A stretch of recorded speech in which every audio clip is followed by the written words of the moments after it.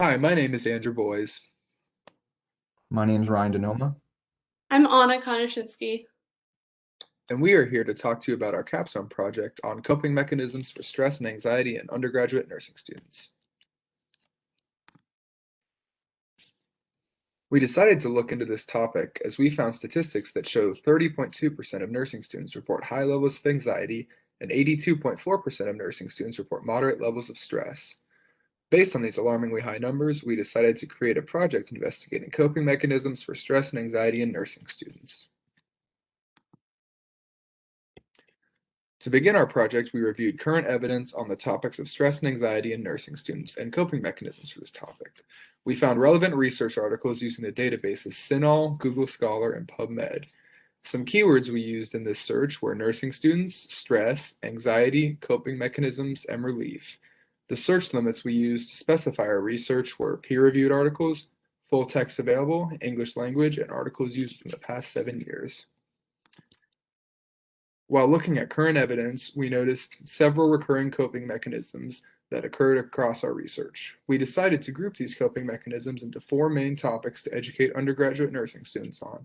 Each topic has multiple research articles proving their effectiveness in reducing stress and anxiety levels in nursing students. The evidence-based topics we educated undergraduate nursing students on are music therapy, diet, exercise, and nutrition, mindfulness, meditation, and aromatherapy, and mentor/support system. Our plan was to present to a class of 40 freshman nursing students during one of their regular classes on Zoom. The presentation lasted roughly 30 minutes and consisted of a pre and post test, a video of how stress and anxiety affects your health, what is stress and anxiety in nursing school, and a positive and negative coping skills. The primary part of our education was the benefit of stress management and how to manage stress and resources for the students.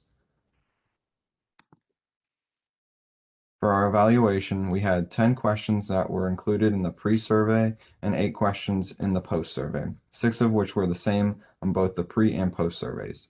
37 were collected on the pre-survey and 30 were collected on the post-survey.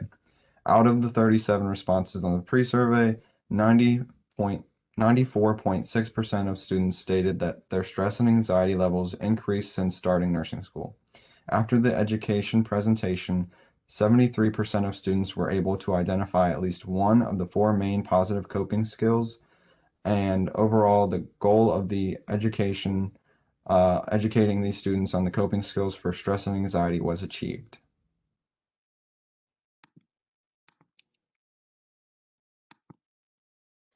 We would recommend that education on stress, anxiety, and coping skills be taught to undergrad students. Additionally, universities should make resources to aid in coping skills more readily available.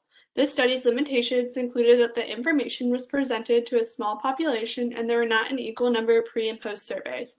Researcher interpretations were subjective and could be limited by decreasing the number of extended response questions. This could be done by rewriting the questions to be select all that apply. Further research can be done by educating first years and then following up their fourth year to see how coping mechanisms help throughout their nursing degree. We would also want to implement our education to multiple grade levels.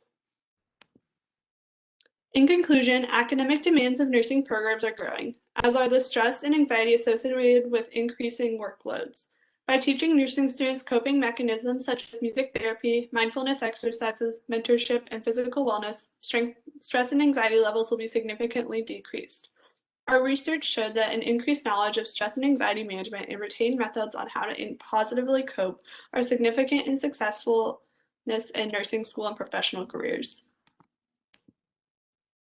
And these are our references.